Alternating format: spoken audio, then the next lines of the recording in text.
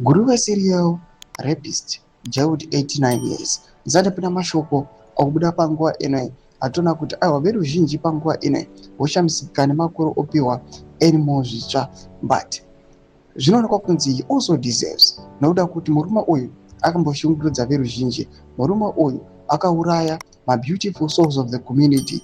He also raped aiwa vanhu vakanga vari innocent. Zanapena mashoko kubuda panguwa ine achionekwa kunzi even the first lady, she was shocked. She even attended this sentencing noda kuti nhau yake yanga yakakomba yaitoshamisa kuti uyu munhu izvindi zvake zviri pai chaizvo. Ndoti subscribe like on the bell icon.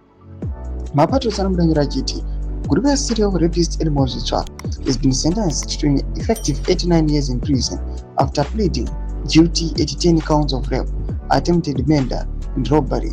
The sentence follows a series of violent attacks that shocked the Guruve community. Doma developments obuda panguwa ino muri Zimbabwe atona kuti aiwa the serial killer panguwa ino. The final sentence aiwa yakazouya yesterday. Panguwa ine uchionekwa kunze mhosva dzakanga para aiwa nemaitikiro azvo zvakatoshoka kusvikira the state yapindira ikadeploya masoldiers kuti vanomutsvaka mukomana uyu. Ndo madevelopments aripo muri Zimbabwe panhau ya Guruve serial killer animal zvitsva. Mboto dzemafunguro enyu muri kudi pamusoro with developments. Pinako mesection yedu kuti mafunguro enyu, subscribe or like pamoja na the bell icon.